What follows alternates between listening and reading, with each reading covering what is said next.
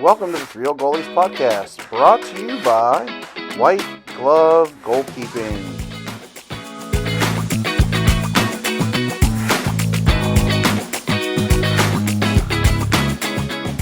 Old Goalies is not intended for goalkeepers under the age of 17. Thanks again for listening to the Old Goalies with your hosts, Greg Deutsch, Pat Johnston, and Eric Vaughter. Today's guest, former U.S. men's national team goalkeeper, Jonny Walker. So, ladies and gentlemen, welcome back to another episode in 2026 of the Three Old Goalies. We are thrilled to have a very special guest tonight, Jonny Walker, join us. John he's not quite an old goalie yet, but he's reaching that upper atmosphere. And as always, let me lead off with Three Old Goalies is a podcast put together by three old guys who occasionally get salty with their language. Please excuse that, but that's just part of who we are. And also know that these are our opinions, and they are nothing more than opinions on soccer. Don't take anything that we've said as face value or concrete or set in stone, because it certainly is not. It's just opinions about the game and what's going on. And without further ado, I will, again, thanks, John, for joining us, and I'll turn it over to Greg Deutsch.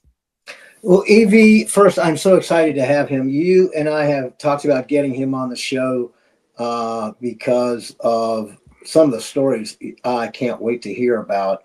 And you and I talked about, like, did you know him or not? And Jonny said, I think he's the guy I got Roy's stuff from. So, yes. Yeah. So, I mean, was it like literally like that, EV? Or yeah, I got if I remember correctly, I got a phone call from John, or maybe an email when I was with Royce, and he said, I'm a goalkeeper and I'm a professional and I'm playing in South America, which at the time was kind of rare, you know. Oh yeah, right. And so there was no email. Yeah, okay, yeah, that's true. It's a letter. So, yeah. So you know, we gave him gloves and stuff like that, and but he was one of the pioneers, I think. Maybe I'm wrong, but John can correct me, but certainly one of the pioneers of going outside of the United States to play professionally. You know, while everybody was trying to get to Europe, John wound up in South America and had a great career down there. Yeah. Evie, talk about like the landscape back then. I mean, were a lot of guys hitting you up to, you know, get free gloves, and was it like all Europe, and then, you know, you're like, South America, what the hell? You know, I mean, what was your reaction? Yeah, well, a lot of times we get guys who were either American based, or we would get guys who came over from Europe to play in the MLS, and they would say, well, I've got a Royce contract in Germany, you know, can you honor the same thing? And, you know, basically, and you and I have talked about this a lot of times, Bone, is, you know, we didn't give money to anybody, you know, and so we give you a product, but we're not going to pay you. We're not going to give you money. And so a lot of times guys who wore Royce overseas would come over here and somebody would give them money, and, you know, we'd lose them, and that's okay. I mean, I understand that. But John was kind of going the other direction. He was looking for gloves, and he was playing in South America. And at the time, we didn't have that many South American distributors. And if we did, they were a little sketchy, you know. And so I didn't feel like saying, hey, John, we'll get in touch with our distributor in Chile, or get in touch with our distributor in Colombia, or wherever you're playing, because they'll help you out. You know, a lot of times that would never materialize. So, you know, we would give John gloves when he came home at Christmas Day breaks. And, you know, when he's back in the U.S., we'd ship them to him. I think occasionally we shipped them down to him, but they probably got lost in they're in customs, you know, for 3 years or whatever, you know.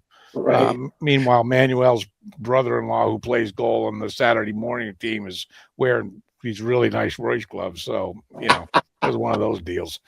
Yeah, funny stories. All right, so Jonny Walker is, you know, currently the associate head coach at the University of Memphis on the women's side. Been there a long time.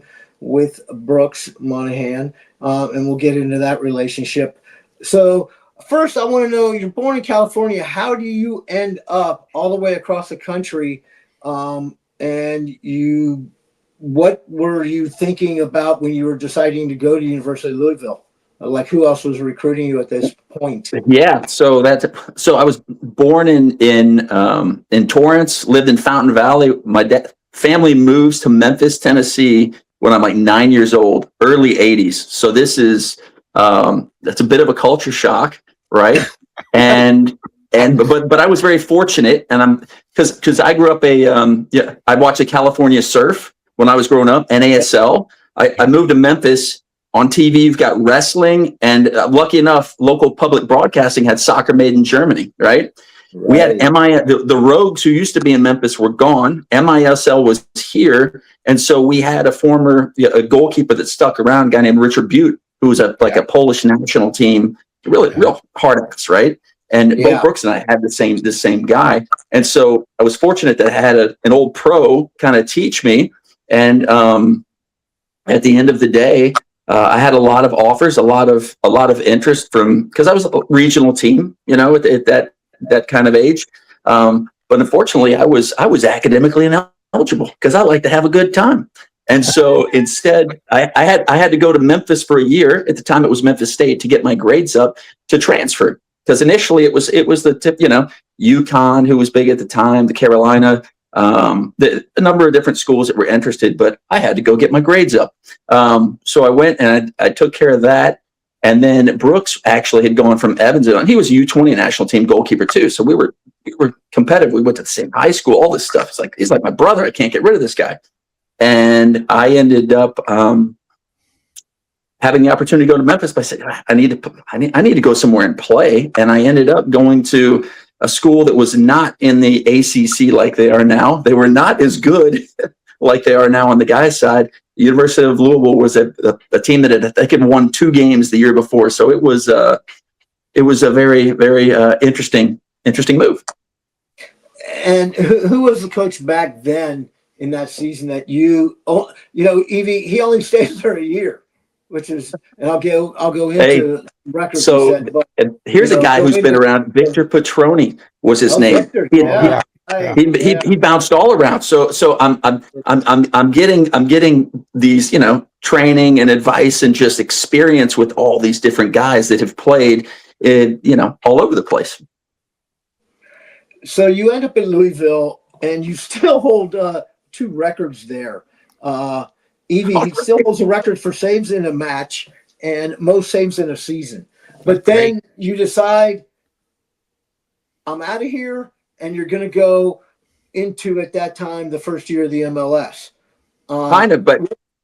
I'm gonna jump in and just I'll gloss over it quick. But what happened was I played in '94. Now I ended up graduating from Louisville in 2007, years later after I have a career-ending injury and go back to school. But for 1 year I go, and I'm doing really well. And the 1 year that I play, we happened to be playing away at a tournament in Illinois State, which is the last year they have that program before they shut it down. The coach at Illinois State, I believe his name was Tim Carter. He was connected with the national team program. He saw me there, made the recommendation. At the end of '94 is when I get a phone call, and one of the other goalkeepers who I roomed with later when we were full-time for residency for the Olympics in '96, Zach Thornton, I think he was either injured or he was playing lacrosse because he was a dual athlete sport. That's right. So they called me in, and that was my first introduction with the U23s. So I was full-time with the under 23s. I didn't go back to Louisville. I stayed in Chula Vista. At that time, they called it Arco. Timo Lukowski was the head coach, but Timo Lukowski, they got rid of right off the bat. This was in the fall of '95. And you've got 20 national team kids that are training 5 days a week. The guy who's watching over all of us to make sure we don't do anything real stupid is Mooch Meyernick. And then they would bring in Brian Quinn. They would bring in Steve Sampson. They would bring in all these different guys from, all the new names to kind of manage us and see where we are. And then at the end of that college season, Bruce Arena came in and, he managed his group, and Many of us did not come back. I was one of them, but I find it incredibly ironic and wonderful that the guy that cut me from the team gave me my first cap with the national team later on. You can't make it up. Exactly. But heading into you were talking about the draft or the first MLS 96, right? Right.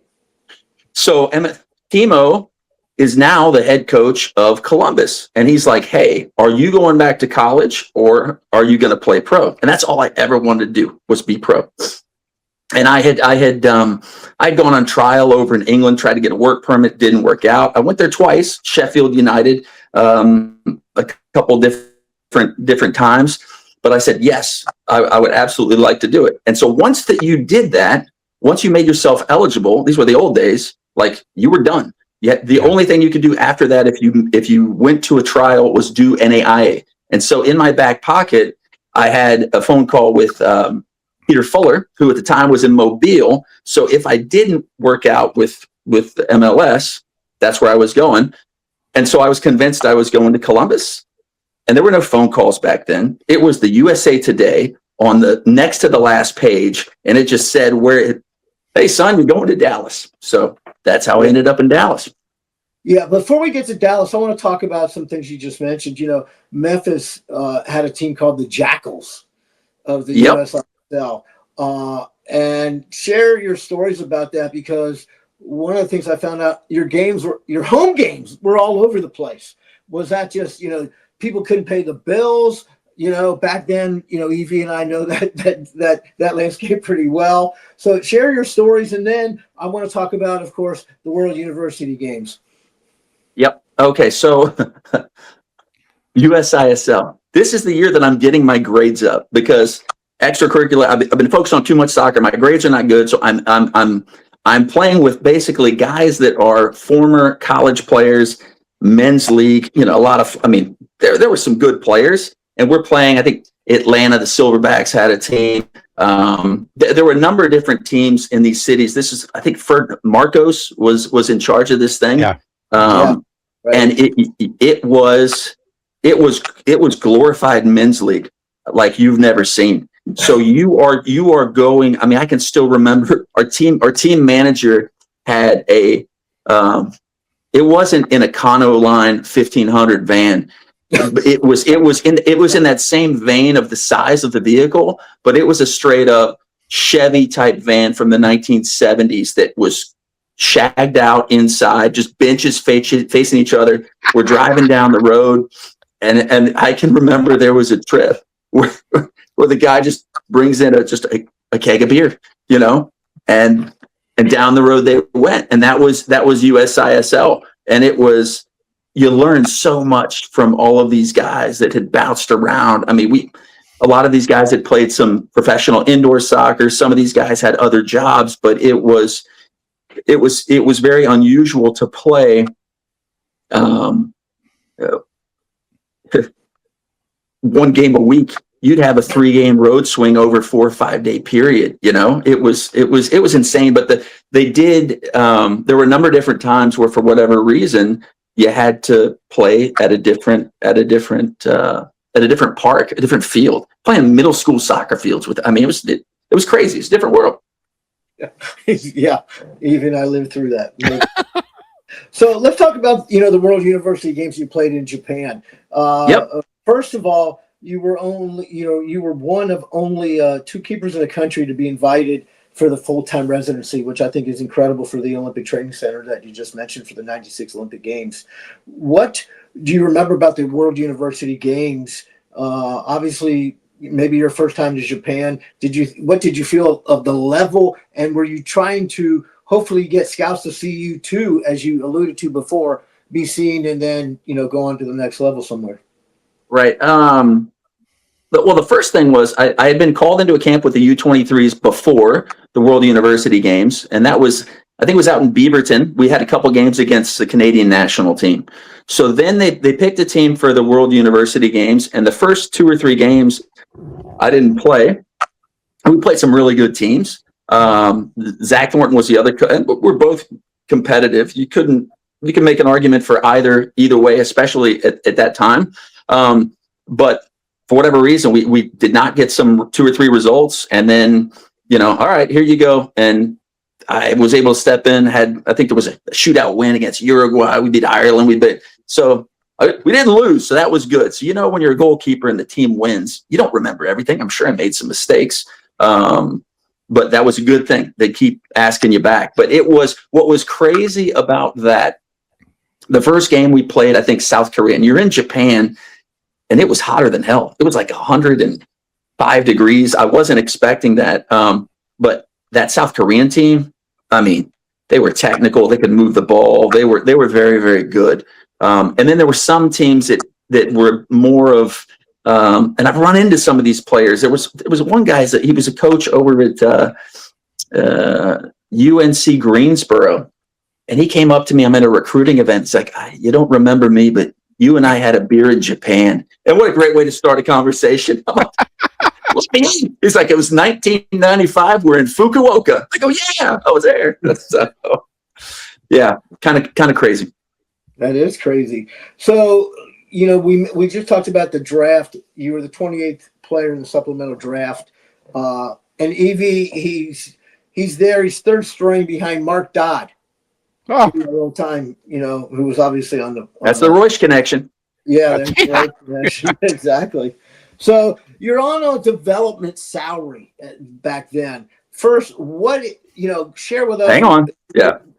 Okay. But this is a point of contention. Okay. Oh, okay. So this is interesting. This is. So we sign, or I sign. I got the 1996 contract, and I still have it here somewhere. Was a semi-guaranteed contract, as most of your folks would tell you, which meant if you made it to July 1st, then it'd be paid out through the rest of the year. Your standard contract at that time, anything in the 90s, it was always $2,000. I don't know why. In some leagues, you get $2,000 plus, housing, but so I'm in Dallas with you just got $2,000, but it wasn't guaranteed. Okay. And so I was no longer with the U23s. So a friend of mine, fun guy. He was one of the guys I went to Beaverton with the national team way back in 95 or something like that. Jeff Kassar, and Kassar and I were actually on a national team trip, and we snuck some beers. But anyways, Kassar, he comes back from the national team, and Dave Durr is the coach, right?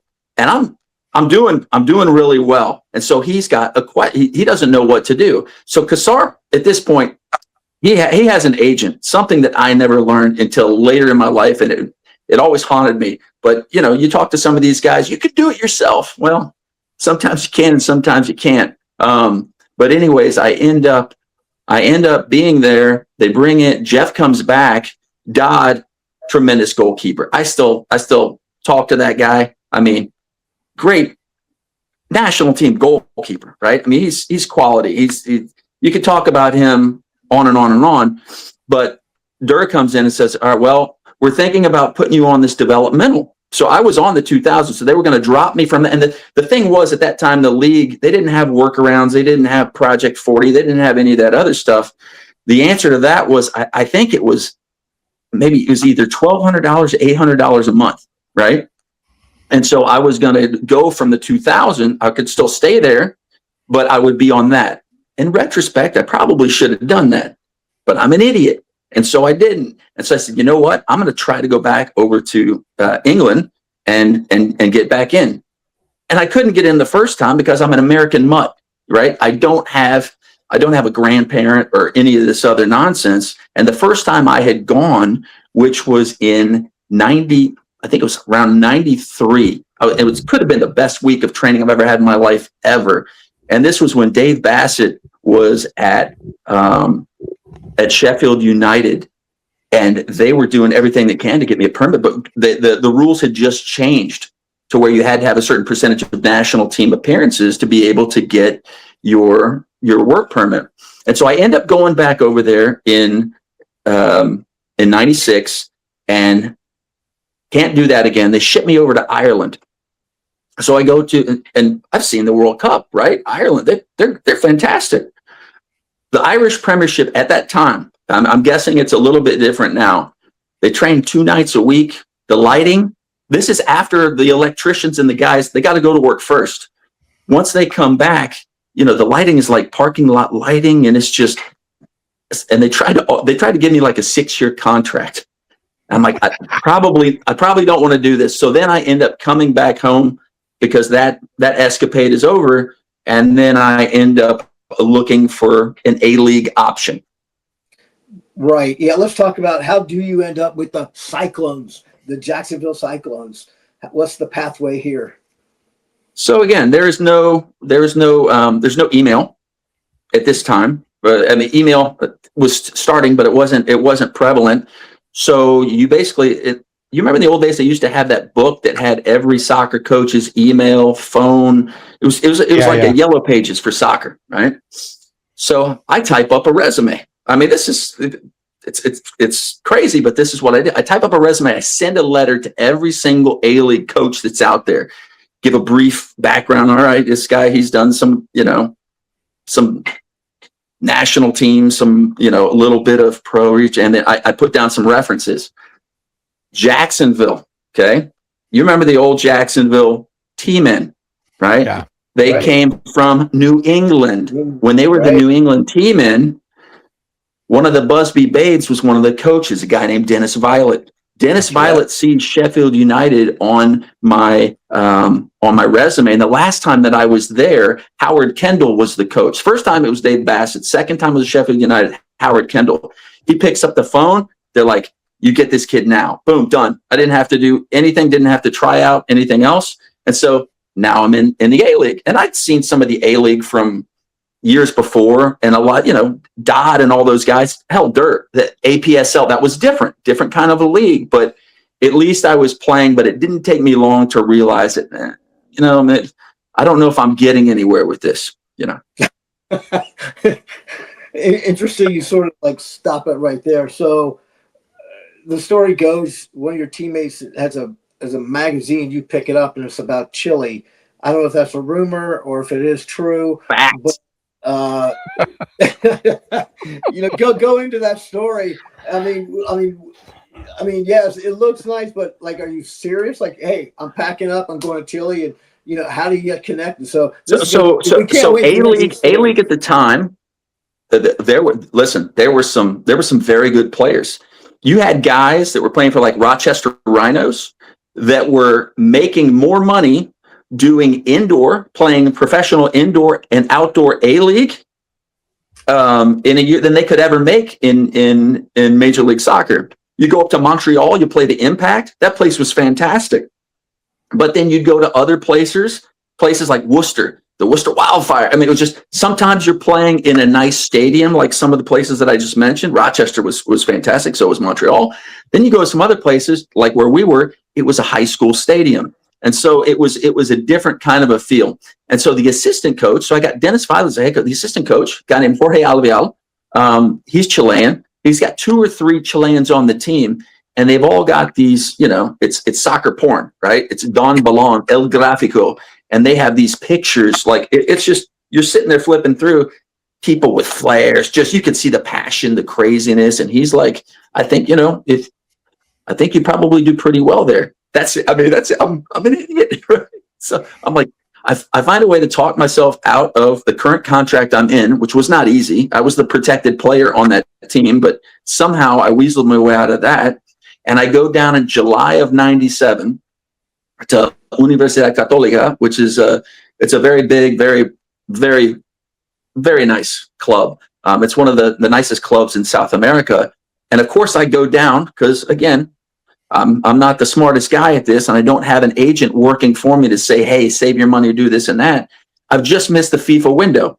And so here I am down there, and I end up staying there on trial. I'm not getting paid for about 7 months. So I'm there with the youth kids. They'll bring me in when they do shooting. They'll pound the hell out of me with the first team, and then they send me back up with the 17-year-old and the 16-year-old kids. And so I'm doing that for 5 or 6 months. And I keep talking, and my Spanish at this point is limited high school Spanish. But I'm learning. I'm getting better. And I'm making the phone call back to Jorge. Jorge, what's going on? What are you hearing? So he's got to call the staff, this and that. And I'm sure he's I'm sure that there's a big club right around the corner. And so I stick this out for like 7 months. I go on to the following year. So now here we are in the beginning of 98. I'm still at Católica. I've got nothing. And they've set up a trial with a big club that has now gone down to the second division, a team called Unión Española. I go, the trial, he's pretty good, but he doesn't have experience. So you can't make it up. And then I lucked out. I got a phone call from a club called Huachipato. They needed a goalkeeper. I did a small trial, and that was the beginning of it. So Católica wrote the contract that they had the option on me in case they wanted at the end of the year. I didn't play for probably 5 months. The other goalkeeper had some type of a small injury. I got in and I didn't give it up, so. Yeah. Like, how are you surviving? Like, I mean, money wise, eating wise, sleeping wise, this 7-8 months, journey that, you're surviving, existing. Share with us how you're mentally getting through. So the club has food for you. Your parents will send you a letter with $20-$30 in it. And at the time, I mean, that would go a long way, down there. But the money you don't need, it was all about the experience, and you're going to the games, and it's just, that was before 98. So 98, I'm on contract, but the 7 months up until that, it's blind faith, but you watch the games week in, week out. You watch the sessions. You're not stupid. You know you're good enough. You're better than what you get, but you need the opportunity. And the position, it's an experience-based position. So you might be tearing it up, but something happens when you step into a stadium with 60,000 people, right? You've seen the best of the best, Clem. It's a different animal. And down there, I mean, you got flares. I'll get into some of the stuff that I've seen. It can change people. So they don't just put you in kind of willy-nilly. It really has to be earned, Yeah, I like how you say that. So obviously you have a lot of success. You're the best. You're voted best goalkeeper in the league a few times. I think the big thing we want to hear is you get to play in the Copa Libertadores. And you get to sign with Colo-Colo, which is obviously a powerhouse. So, do share with us what you just said, the passion, the flares, the crowds. I mean, what was it like on game day? Like, give us you wake up and what's happening, for a home game there. Yeah, you don't wake up. You never turn it off. And that's where I think a lot of people don't understand. If you don't get a result, you don't leave the house. You don't go shopping. You don't make an appearance. Like, it is 24/7. The people, and the thing is also, I'm in a country where, this guy's 6 foot and he's got, blue eyes. I mean, they know the gringo. They see him coming. They don't like you anyway. And so your fans will put up with you as long as you're doing what you're supposed to do. But it's the pressure, the interviews. It's like, I was so happy to do this because it's in English. I get called once every month. I get emails every week to do stuff on the different Clásicos down there. That's how intense it is. And the culture that bleeds into the game, you can't compare it. And I think that's where, and we can talk about that later on if you want. That's where these other countries kind of have us at the moment when you talk about playing those win or die games, the games that really, really matter. Those players, they're born into it. That's all they have. They're gladiators. I mean, it's insane. So you have your regular games, right, as a pro, and at a big club. Don't fool yourself. Like, Colo-Colo is a monster, but Católica is right there with them. It is kind of the wealthy man's club, in the sense that they're kind of like a River Plate. That's where maybe some of the benefactors are well heeled. whereas Colo-Colo is a bit more everyman's club. But it is you're playing 70 matches in a year between your regular league matches. You've got cup matches. Then you've got, if you're at the top of the league, which we always were, you're looking at Libertadores. I mean, there's a lot. So Libertadores changes because you have history. Libertadores is it's Champions League of South America, and a lot of the players from South America, they'll always say, what is the one thing that you want to do? What is the one thing you want to achieve? Everybody wants a World Cup, sure, but it is Libertadores because it's the people and the stories. It's insane. I mean, had a game playing against who was that? Was it Olimpia, which is in Paraguay, big club, and it's like a 2:00 afternoon game, 2 or 3. It was weird. Sometimes he set it up because it's more money for the TV, right? So I'm sitting there getting ready. I got my water bottle in. I'm kind of clearing my 6 studs because I always wore 6 studs. Didn't matter. I could be playing on asphalt. I always wear studs. Just I don't trust it, right? And oye gringo, and then all of a sudden I get hit with, it looks like a bread bag, but it's a little bit smaller, and it was full of urine, right before the game starts. And so I got that going for me in this game. But listen, we got the point. We got a tie. It was a monster. I mean, it was just you. There's so many different things like that. We're playing La Bombonera, and I played there several times. This is where Boca Juniors is, right? So this is Copa Libertadores. Now I got to change gears because that's. But we're still in Copa Libertadores with Colo-Colo.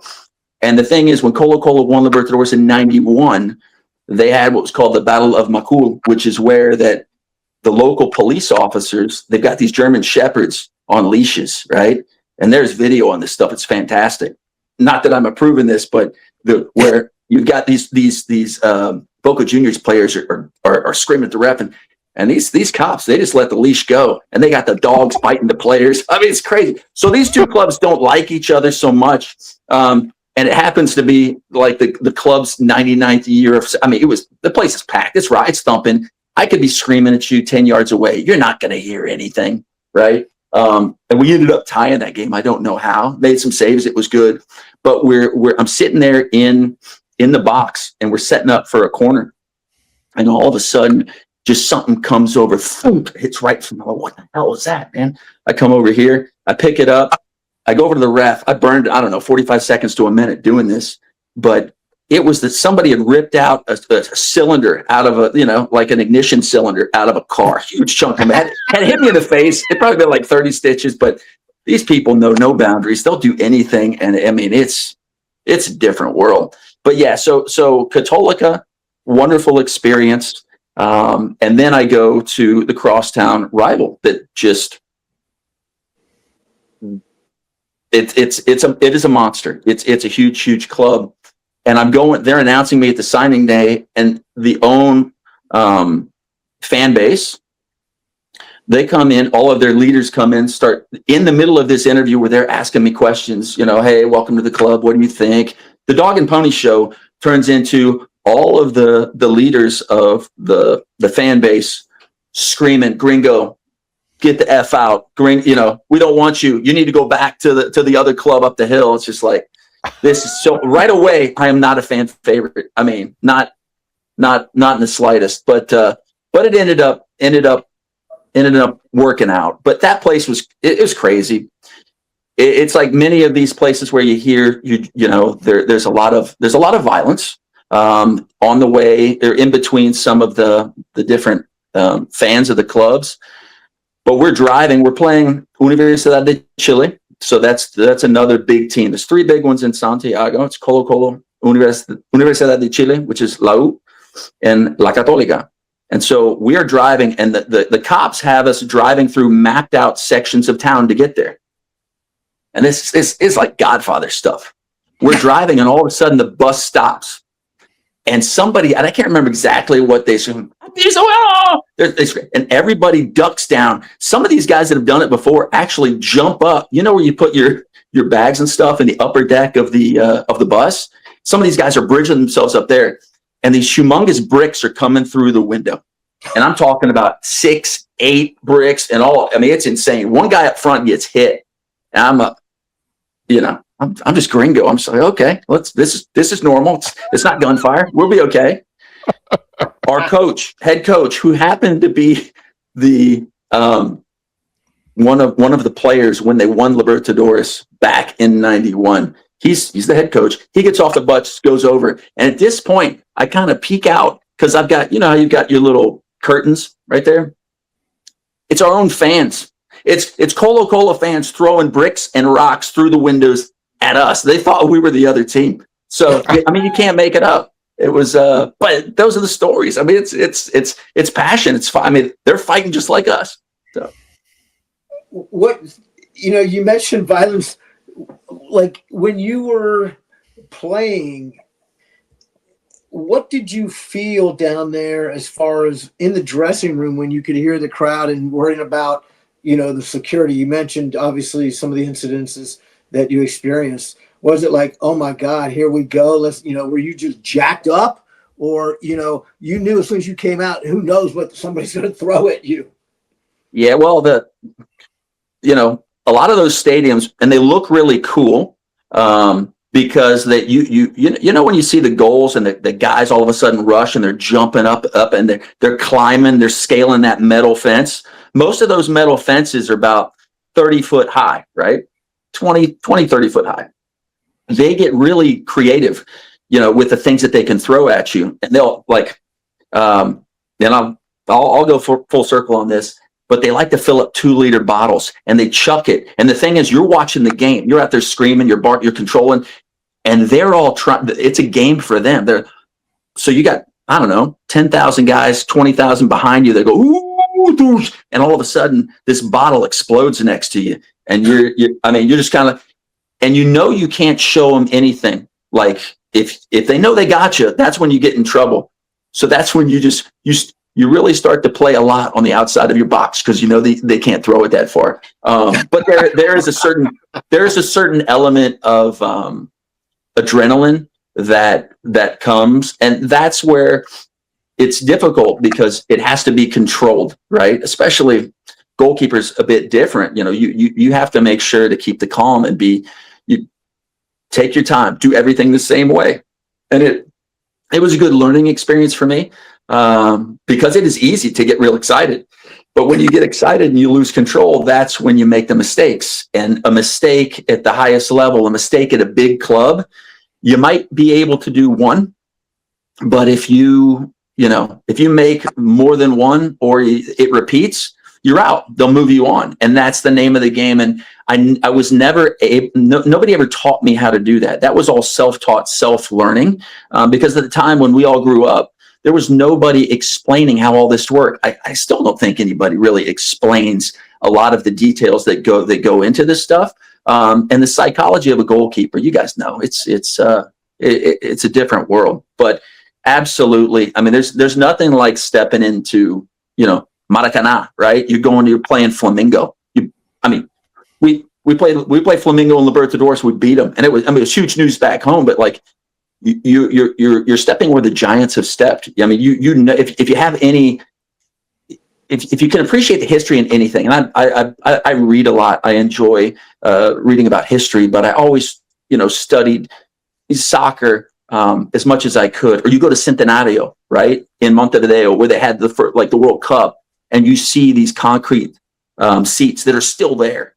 80 years or 60 years from when they first set them, and you're playing Peñarol or Nacional, like that gives you a little bit of, and you're an American, right? That gives you a little bit of appreciation for kind of what you're doing, but also responsibility, because you're not just playing for yourself, you're playing for everybody else that you're connected to.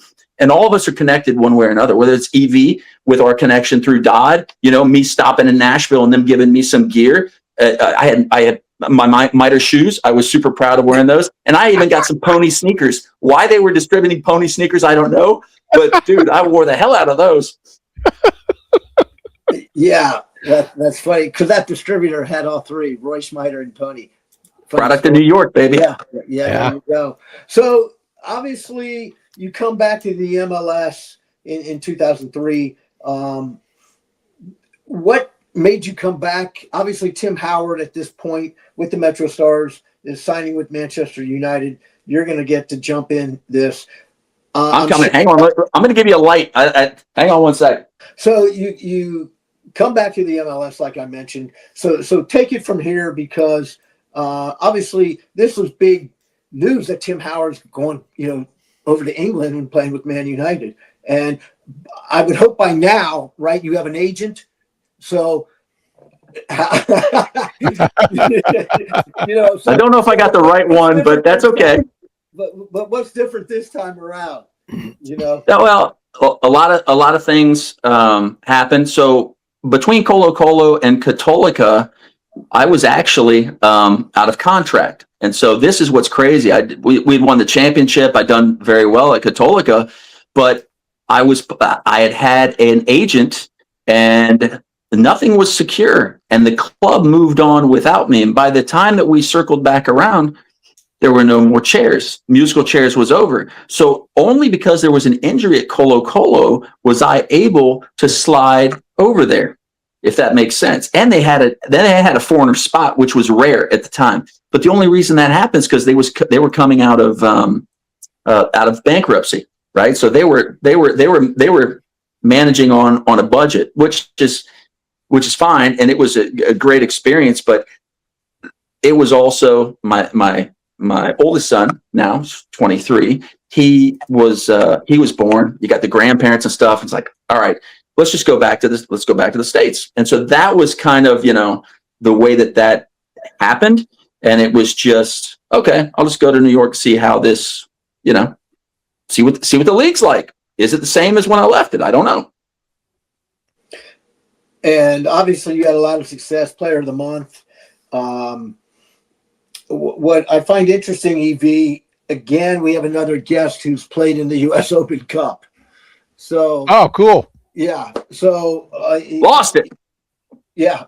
So tell us your thoughts on playing there. The teams, maybe some of the underdogs that you played, because this show definitely is a big proponent of U.S. Open Cup. So the more stories we get to hear about it, I think the better we all feel.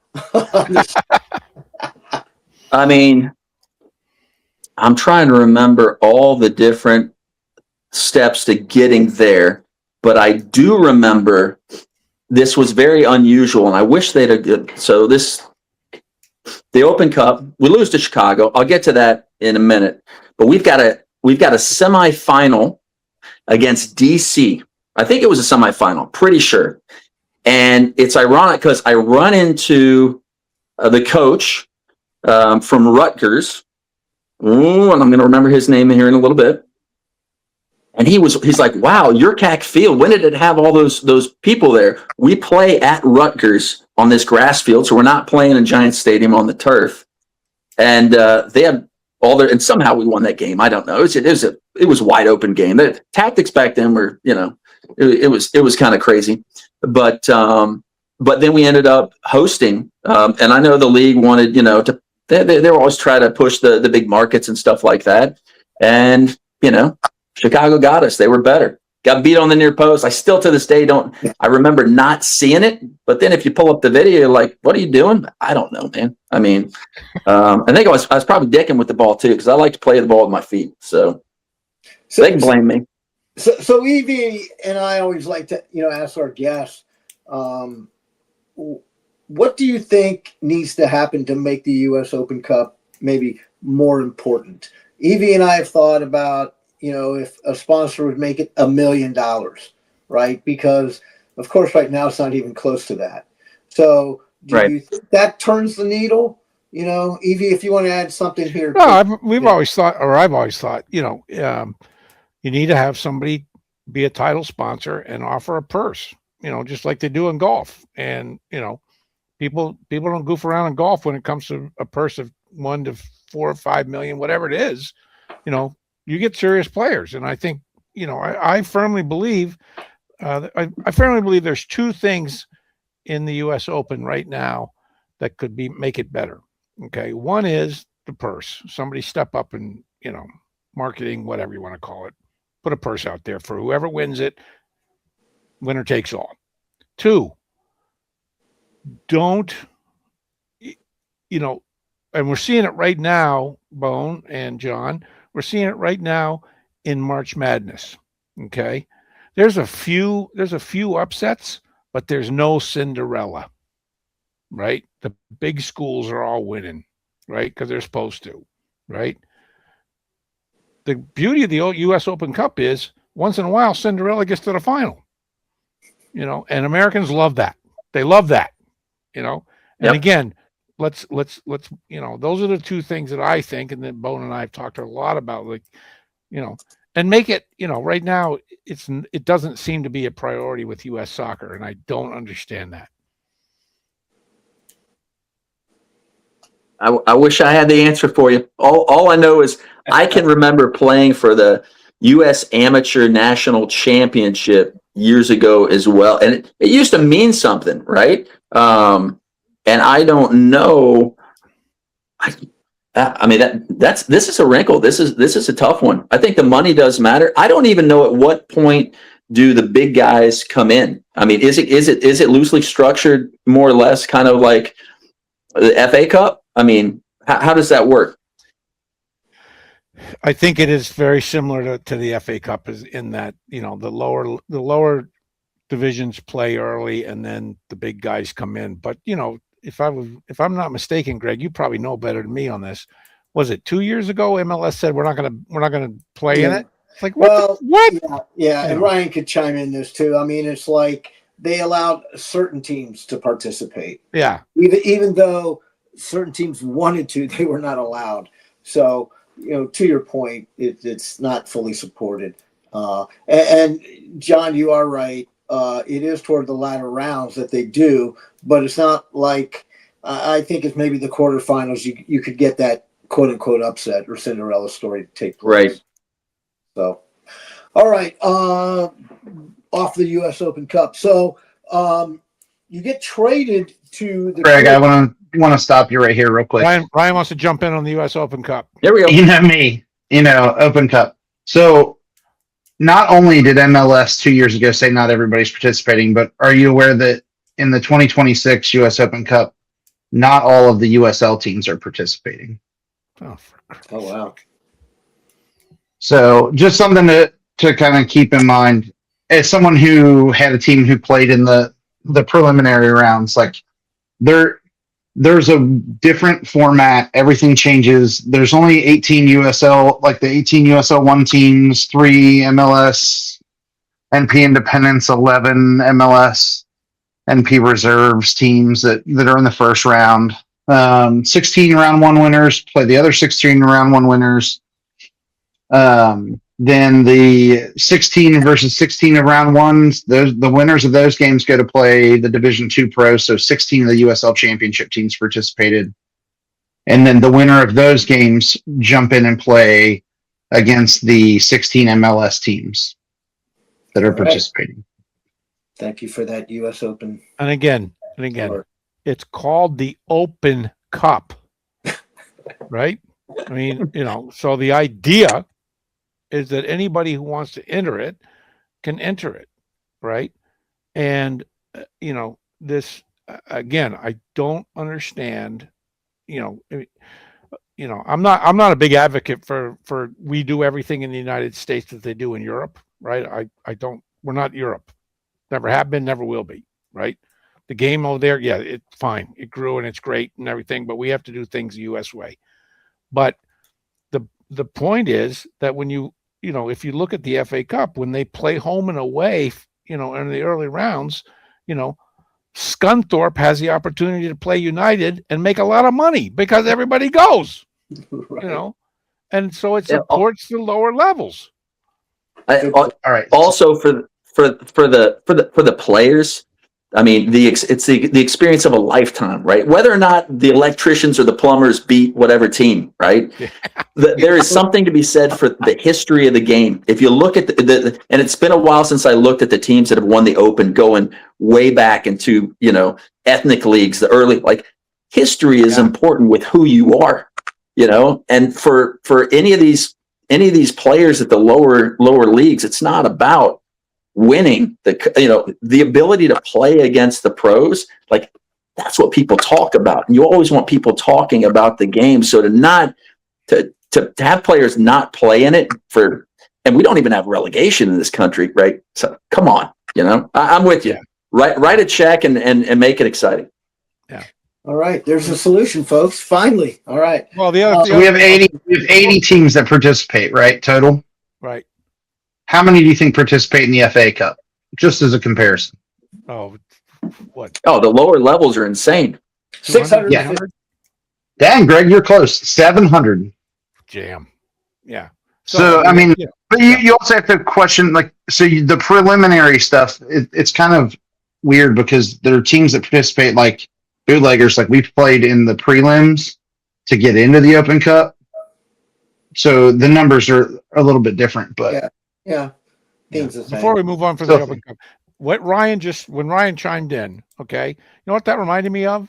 No. Remember back in the old days when if you were flying someplace, it was better to stay over on a Saturday because you got less of a ticket if the moon was full and the weather was good. Then we were going to give you this really good rate on your seat, and so you had to jump through all these hoops just so you could get a $49 seat before Southwest came along, right?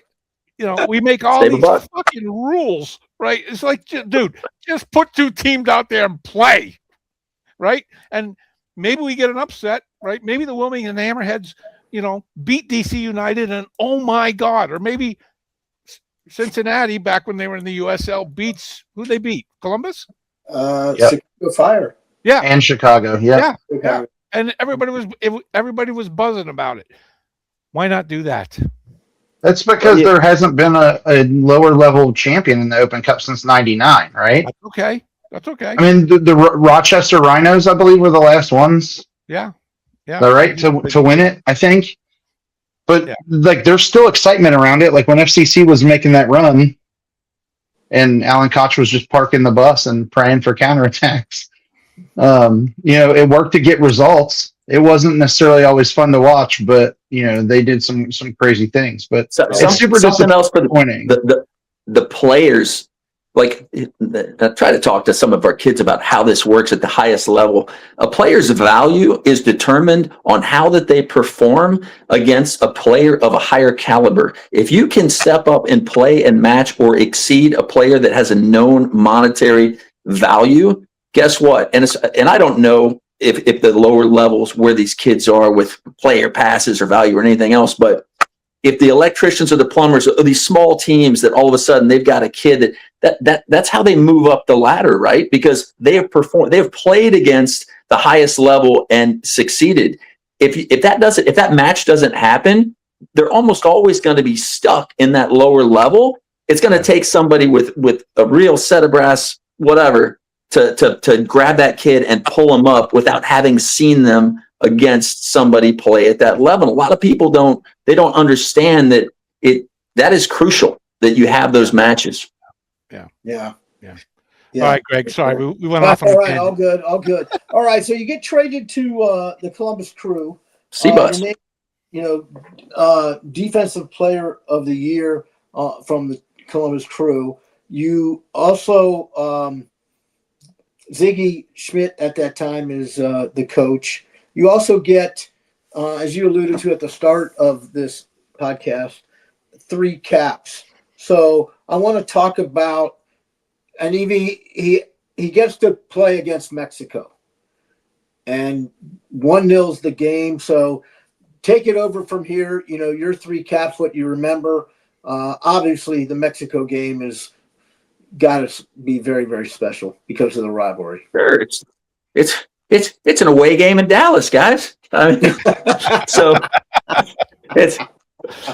it is, but you always remember not as much the games as just the moments that you have with the guys, right? It doesn't matter what level, what team you play with. It's the locker room moments, it's the travel, it's all the other stuff that goes with it. So, I mean, I played those 3 games, right? But I had the best seat in the house for a lot more for qualifying and everything else. I mean, I was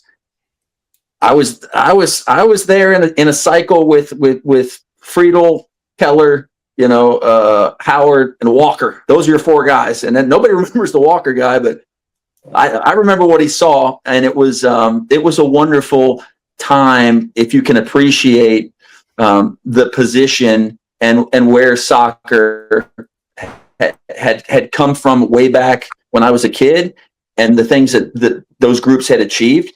And so it was pretty cool to be in the middle of all that.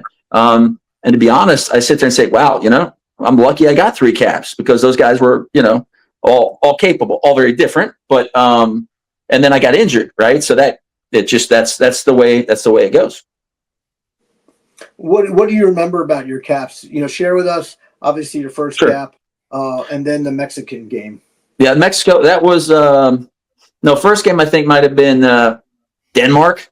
We tied them, I think 1-1. They scored a penalty, so I could live with myself on that. And that was out in LA. Then we had, I'm trying to remember if Mexico was after that. Well, I'll finish up with Mexico. Then we had a game again. It's amazing how soccer coincides with political events around the world, and how you can take a game and turn it and just magnify it into something bigger. So there was a time where there was some serious problems there. I don't want to say there always are, but the island of Hispaniola, right? You've got Dominican Republic, but Haiti on the other side. There's always stuff going on. And so something crazy was going on with Haiti. So the State Department, we're about to play this game against Haiti, and they're telling us, hey, do not use the word war. Do not, they're trying to downplay this political whatever going on with Haiti. And so where's that game at? It's in Miami in the Orange Bowl, another away game, right? And so that was a different type of a game. And I think Hartman and I split that one. But we tied that one. But I can just think back on some of the stuff, just the anxiety of the coaches, the players just weren't focusing on as much of the game or the game plan as this other crap that was going on around us, right? And then Mexico it's always the same. I mean, that's the team that you love to hate, and you have to, you don't have to, but the things that I learned especially in South America, to channel that passion, that fire, the garra, that's something that comes from within. We all have a little bit of, you have to channel some of that in you to bring out your best. And there's absolute, maybe not, you call it distaste, call it what you want, but you could not get that result. It was the double negative. I mean, it was that, and everybody that was they all had experience. These weren't inexperienced guys. And so it was a fair result. They had an opportunity, but a fair result, and to beat Mexico, it's always good. Yeah. So what was it like playing under Ziggy? Obviously, been around a long time, very successful. What did you know about him before you got, to Columbus and played for him? UCLA guys, so you'd heard some stuff, and you knew the name, you knew the hierarchy, the quality of the players that had gone through him and gone on to other things. But what was crazy about him is I never got to play for him. My career-ending injury happened right at the end. Robert Warzija took over the team. Siggy came in at the end of the season, and they called a postseason preseason. That's what I'll call it, right? So season's over. Everybody else that is still playing has playoffs, and rightfully so. I think he was smart to do this. He brought in all of his players. He's like, all right, we got an extra 10 days of season. I need to find out who I want or who I want to move on. And so it was a heightened sense of like, all right, here we go. It's showtime. I don't care what you've done last week. It's what are you doing for me today? What can you do for me tomorrow? And sure, it was crazy. We were doing an 11 aside, just a full field, and somebody played me a ball. And this was, it's October, November in Columbus, and the field is kind of clumpy. And when it's not full grass, it's just the ball can bounce. And sure enough, somebody laid a ball across the 18, and I'm just going to smash it up the field to get rid of it. And I'm about to just just strike this ball, and the ball's bouncing and it just hits the edge of a clump and jumps. And I try to like adjust the strike of the ball, and boom. And I had a tear in my disc, injured another one. And at that time, they didn't do artificial disc replacement. They couldn't stack them. They couldn't replicate the thing. And they sent me to the best doctor. So I appreciate the league doing that. But they basically said, how important is it for you to, lift your kids up? So it's like, okay, awesome. And here I am. I'm 31, national team, national pool goalkeeper, and you're done. And Siggy was fantastic. He's like, dude, you need to go home and be with your kids, right? I think I had another year on the contract. So he just let me go home, which was fantastic. And, my wife is like, get your ass back in school. And so I spent the next year and a half, University of Louisville, were very, very kind to help me kind of get through university. And there you go. Here I am with a college degree, working for American Express from my home, and the Great Recession starts, and I'm cutting people's line of credit. And it's one of the most, what I want to say, heart-wrenching experiences that I've ever had, but I did it. Yeah. Hey, Ryan, can you pull that photo up? So we do some funny things on this show sometimes. So just Evie does not know what this is, but talk about that as Ryan's pulling it up. Talk Right. about that experience with American Express. I've got to look here. Okay, I don't know if you can see that. Can you? He was an Irish guy. Do I need to flip it upside down? Where is it? I don't know where you.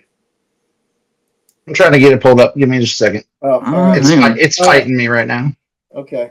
So Let's fight you. All right. How do you end up working for American Express? Like you said, you're offering refunds. You're cutting people's credit. No, there's no refunds. There's no refunds. Well, so I've got skills, How do you get right? the job? Like, how do you even say, okay, one morning Taylor Twelman. Oh, the American Express card. That's a Centurion Black, by the way. Those are pretty nice.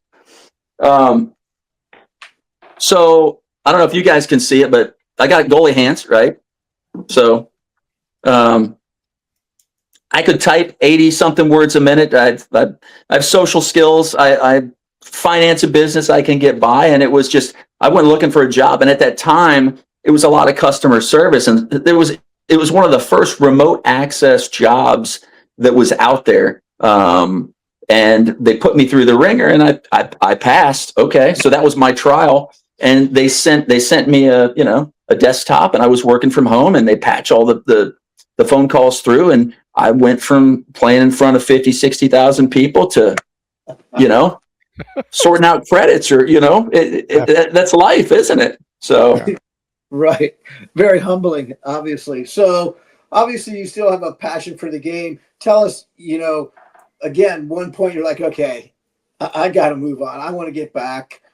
Tell us, your hookup with Brooks, and it's ridiculous. So I'm doing American Express, and it's just Great Recession. Most people that have their own companies are operating through revolving credit, right? And so it's so sad, but these folks, if they owe 40 grand, and all of a sudden they're making a $5,000 payment to clear, to create another 5,000 in credit for themselves. And I'm getting notifications from the manager, their new limit is $35,000. And it was hard. Right. And so I said, okay, I'm going to call up my buddy to just find out what the local landscape is for soccer. Right. My back hurts and everything else, but I have to be able to give something. And so Brooks and I, we grew up playing together. We went to high school together, all this other stuff. I called him. I was like, hey, just come by the office, next week. Here's the address. One of his coaches literally just left the week before. I wasn't sure what. It had been a long time since I talked to him. And he goes, hey, how you doing? You're hired. That was it. There was no question. I mean, it was blind faith. And that was 16 years ago. And it was, it has been the most fun that I have. I mean, there's some tough moments with it, but the most fun that I've had when it comes to the game. I mean, there are a lot of different elements of the game that you get to contribute. And it is it's very rewarding. It is changing a little bit, but it is still, I think it's still the best game in town. Yeah, when you say it's changing, obviously, I would believe you're talking about, recruiting, NIL, resource, things like that. And obviously, University of Memphis is very, very supportive of other athletics, especially women's soccer and men's soccer. And I think it's interesting. A few years ago, you would always hear Brooks's name come up, right, as far as a head job, and you'd like, nah, he ain't going anywhere, And you look at what he's done with that program over the last few decades, which has been amazing. Especially, he's not in one of the P4 conferences, right? But he's always playing those kids, competing with those teams, 4 kids in the portal, obviously losing some and gaining some. I think that's just the way of the, as you say, the way it is right now. But what changes are you seeing? Obviously, you've been there a long time. Besides the NIL, is the NIL, I mean, when you're talking recruiting, is one of these young ladies, that's one of the first things she's saying, or, what's the experience been? There's a lot to unpack, and there's not enough time to go into all of it, but it is the money is definitely coming in to the women's college game. Large sums of money to some of the best players. You have a lot of the rules regarding, and it used to be that we'd have the big book and you'd have to do a lot of those rules are, I mean, there's a big gray area in the game where people like to make phone calls. And here's the thing, I'm sorry I'm on the phone. I didn't do a computer, but I really don't do technology. I don't have social media. I don't do any. Years ago, I decided I'm not going to do it. So I'm just so hard-headed. I'm going to stick with it. But there are ways for people to make connections and basically kind of offer a kid when they're not supposed to be doing it. And that's happening in other sports. There are other people that are talking all about that, but it's happening in soccer too, and women's soccer. And it's one of these things where you're always you're recruiting your own kids. You're keeping your own kids. You're always having to go out and look. And we all have our own crosses to bear. I mean, it doesn't matter whether it's the type of school that you coach at, the program that you have, where it's located. There's so many different elements that it's hard to even go into. But it is something that has made it become a little more 24/7 for sure. Yeah, well said. Well, what's, obviously as a goalkeeper coach, what are you looking for in the goalkeepers? What advice would you give to some of these young ladies who, and young men, of course, who are looking to play at the next level? Maybe give us 3 things that you feel it takes to play at a very high level. Sure. Well, the first thing is you have to do the work, right? You're a goalkeeper. So, and maybe some of you guys did this, but for me, when I was growing up, and maybe it's because my coach didn't like me, but you would have to go to the wall. I would do anywhere between 300 and 500 times where I am off of a brick wall about 7-8 yards, and I'm volleying that ball, and it becomes a game. I still do it with the kids on the team. They can't believe and I'm hammering this thing. And the thing is, you get really good at striking a ball clean, but you get even better handling the ball. And to have good hands, that's, sometimes we call them dude hands, right? There are very few girls that have the special hands that you can see it. I mean, there's a way that they hold the hand where it's more fingers and forefingers, not so much the palm. It's smooth. Some of the biggest, I want to say, so you've asked 2 or 3 things. There's too many, but I'll tell you a couple things that I wish, and because a lot of these kids, it's not their fault. And I only coached ODP 1 year because I felt I needed to do it, but I got out of it. But I felt bad for the kids from certain parts of the country that it wasn't their fault. They didn't have the right information. But not being square and set to a ball when it's going to be shot, headed, whatever, doing the necessary footwork to get yourself in place, that's going to hurt, right? Because we always practice, or you should always practice the same way. I know we all loved going to the camps back in the 80s where we're diving over, garbage cans and all that other crap. But the reality is it's all about being in a set position, taking your step, collapse down. If it's a low ball, one behind, one on top. And you do that every time. And then once you come into we'll call it a moving session, right? Whether it's small-sided, they're doing shooting. I always need to do my footwork to get myself into position, to get set, to be square to that shooter. And if my angle is true, and this is where, it's a little bit of math, a little bit of intuition, and I stick to my principles of, I'm not on my heels, I'm on my toes, shoulder width apart, I'm staying forward, I cover my near, I can give up the far, but hopefully I can get there. I mean, if you can work on just that, good hands, being set, being square, then and not guessing, right? Standing up when you need to, it eliminates most of the bad goals. Don't want to cross your feet unless you absolutely have to. I mean, there's so many little things that we can put in there, but those are the big ones. Good hands and being set and square are huge. And then you can get into communication. Then you can get into high balls, which for girls, I mean, I'm sure it is for guys too, but for some reason they don't practice a lot of it. The first thing I do when I get the kids, we're punching the ball, we're coming up. I want to see what we're dealing with. And you kind of have to embrace it because for most players, it's a weakness. I know it was for me. And so you got to embrace the weakness. Yeah. Interesting. Evie, you want to add anything on that right there? No, he's 100% correct. I think particularly with collegiate level goalkeepers, both genders, but and what I've seen, and I haven't coached collegiately for 4 or 5 years now, but everybody's impatient. Everybody, like John was saying, they're not square, they're not, they're guessing, they're moving before the ball is hit, and I used to tell goalkeepers all the time, it's like, you are the hot chick at the bar, they're coming to you, right? You don't have to go to them.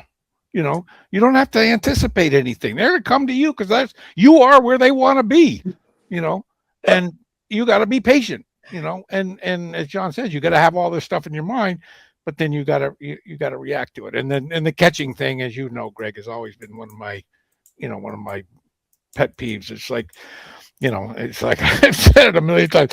Everybody wants to do the sidewinder, right? When they're distributing, what you have to do the sidewinder. You have to have the ball. If you don't catch the ball, you can't do the sidewinder. Hey, so a segue here. South America, one of the first practices I have after you go see the goalie coach. Okay, I get out there, and growing up, I always hit a drop kick, or I just smash it like Pat Bonner. I just drop it and volley. These guys are doing. They call it a sake. It's your sidewinder, right? Yeah. They're hitting the ball on a dime, 60, 70 yards across the field. And I'm partnered up with this poor son of a gun, right? I am undercutting, duck hooking. And eventually my coach teaches me kind of how to do it. Because when you first see it, you're trying to do it for effect and look cute and all this other stuff. But I mean, it's a great tool, but man, work on your hands before you work on that stuff. Yeah. Great advice. Well, what do you feel? You mentioned there's more money coming into the women's game, obviously. Where do you see a school like Memphis as far as the landscape? Obviously, there's talk that they may, try to get into another conference. There was. It seems like Brooks and you don't really, care. Because we're going to play. We're going to play. Yeah. We're going to travel. We have the resources. We'll come to you. We're not worried about all these ratings and index things and things like that. And I think obviously you guys have stepped up to make that challenge. What are your thoughts about it? I don't want to put words in your mouth. I mean, obviously you agreed with me. But, yeah. Well, this goes back to the playing days. You only worry about the things that you can control. We have an athletic director for that. And we have a president of the university.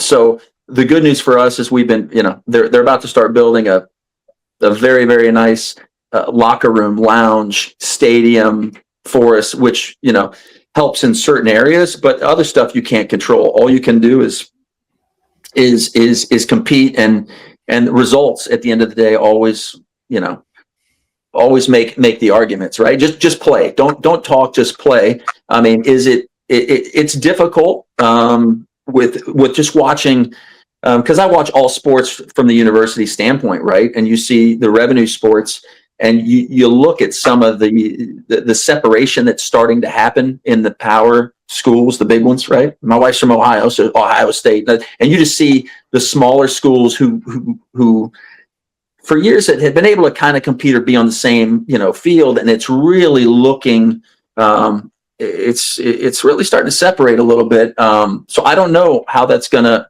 play into Olympic sports, non-revenue.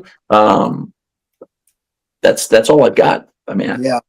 Talk about the portal a little bit. Obviously, you and Brooks have been successful in it. You've also lost kids to it. Do you feel it's just this generation of, hey, I'm not playing, I'm out, versus quote unquote, maybe the old school, hey, life is about working hard. Okay. Yep. And, not everything's going to be given to you, and you just can't hit delete and then move on. What are some of the meetings, you nailed it. Associate coach, what is it like in some of these meetings when you're talking to players and trying to evaluate, A, you still want them, and then B, do they still want you? It's all about being honest. And at the end of the day, most players want to play, right?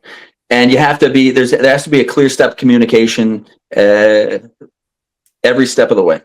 And as long as you're honest with kids and letting them know where they are, then there's really no surprise. And this is where some of it has changed. Whereas, the old days, it was a 4-year deal, but most contracts are now 1 year. But once they come in, if you're grabbing somebody out of the portal, a portal pickup, those kids are on a extended contract for whatever that deal is. So if you pick up a freshman, now you've got them for the next 3 years of that. So you have to be sure. But there's a lot of competition, and there are benefits if you can pick up. And we've had some kids, but the portal has not been necessarily kind to us, just because the kids have had a lot of interest. There are a lot of schools that allow other programs to kind of develop these kids, because now instead of getting a teenage kid, you've got a girl that's already been in college for at least a year. They've done strength, speed, they've got some soccer to them, so they're looking at as a plus regardless. And so there's a lot of competition to it, but I don't like it. It is pretty easy for these kids to just say, no, I'm going to go in a different direction. And that's the part of the job that kind of gets me, because you are attached. If you are a coach, if you're a teacher, and I kind of consider myself as a teacher of soccer, you kind of get invested with these kids. At least if you're a good coach or teacher, you bring your emotion, you bring your excitement. Like I am nothing more than the best bits of the different coaches that I had in a lifetime of playing soccer. And I want to make it exciting, because I've been in places where the sessions were god awful and there was no emotion and energy. I never want anybody to suffer that. And so if I can bring that energy and emotion, and I know I'm doing a good job, and you can see the kids advance and improve and make progress. Hey, our kids can now pass the ball 30, 40 yards with their left foot. They couldn't do it when they came in. Like, I enjoy that. And then to put that time and energy in and have a kid just press a button, not even come by the office and say, thanks for everything, coach. Dude, it's a killer, right? And so it makes you almost not want to be a human, So yeah. That's it. Yeah. Yeah. I mean, and it's interesting, you got a lot of resources, you're making, good money, and you're expected to win. And I don't think your AD's sitting there counting, how many transfers you have come in or not. I think what's important is, that senior, right, who's getting phone calls up until December, and then she's getting ghosted. She doesn't understand 30 days. These coaches got to decide. They can pick up, as you mentioned, a freshman or a sophomore with game experience versus no experience. And at the end of the day, you're being paid to win. Right. And it's winning isn't everything, but you have to have it to to do certain things. And so we're very fortunate that at Memphis, they're very, very kind to us. But I mean, we're hard on ourselves. So I don't like to lose at anything. So you're going to do anything and everything you can within reason. I'm not going to cheat or anything else, but it's, do what it takes. Yeah. And Memphis State is surrounded. I mean, you look at UT, right? Obviously in-state rivalry. You have Mississippi, obviously they've changed coaches. I mean, the whole landscape is getting raised, and you're surrounded by that. And SEC. Yeah, you guys are obviously raising the bar as well to, keep the competition going. Yeah, it's competitive. So the good news is that you can play against those teams, but you have to recruit against those teams, and those are some nice schools. And that some of those schools are destination schools, the schools with the really cool sweatshirt, right? So the kids that come to us are kids that want soccer to be important. Soccer first, and that's a good thing because you can work with that. None of them are perfect when they come in, but you're able to, to make them better. And at the end of the day, that's what the experience, at least for me, is all about. Yeah. EV, back to headquarters here. What would you like to add here? There's two things that John said that hit me, as a coach and as somebody who, as John says, advises young players. And I don't think we do a good job at this, to be perfectly honest with you, Greg. He said when he was talking about his experience in South America, you never shut it off, right? And I don't think we get that across to particularly goalkeepers who are playing in college who want to go play pro. Okay, you want to go play pro? Dude, you never shut it off. Okay? All right. College is great. You train for 3 hours. Yes, it's very time intensive. You're with a team. That's great. You make all of your relationships with your teammates and stuff. But if you're going from college to pros to the next level, okay, now you've entered it's not so much dog eat dog, but it's a meritocracy, right? It's, as John said, what'd you do for me yesterday? What are you going to do for me tomorrow? And that's a burden, and you have to accept as a goalkeeper to get better. You have to accept that burden as a pro, right? You like he said, you never shut it off. And as he said, you can maybe make one mistake, but you make two mistakes and they move you on. That's key. That is absolutely key. And I remember when I was doing the rugby thing out in Colorado. It was the same time that Ethan Horvath was getting ready to go over to Norway, and he was not going to play in college.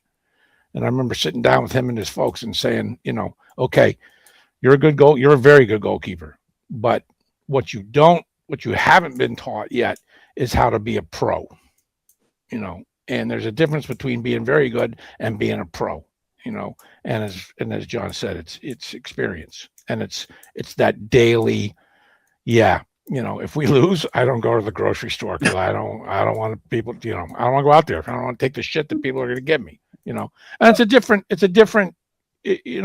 atmosphere. It's a different environment, and I thought the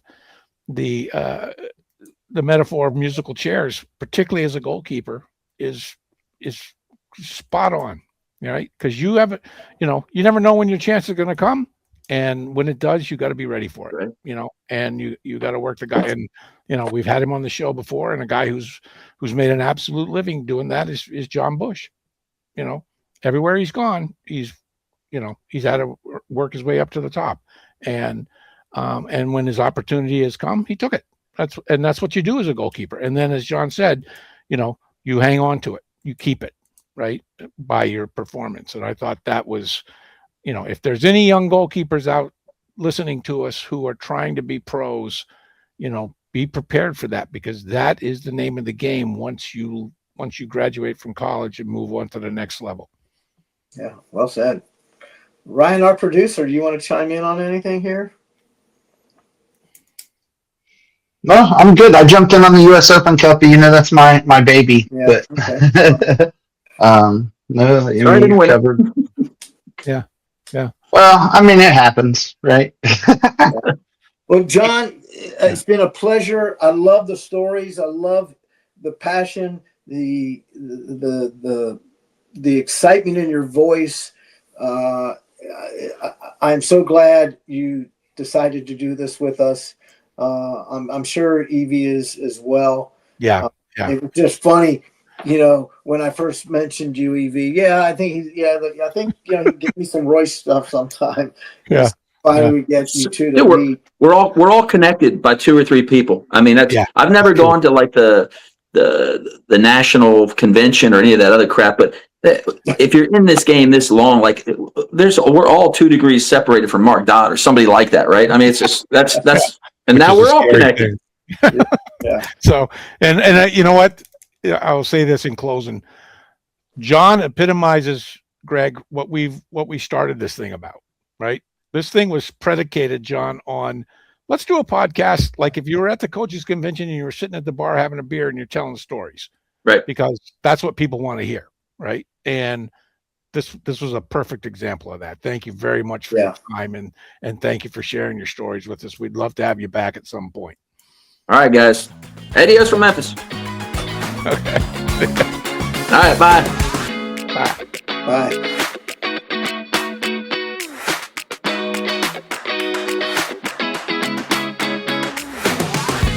Thank you for watching and listening to the 3 Old Goalies Podcast.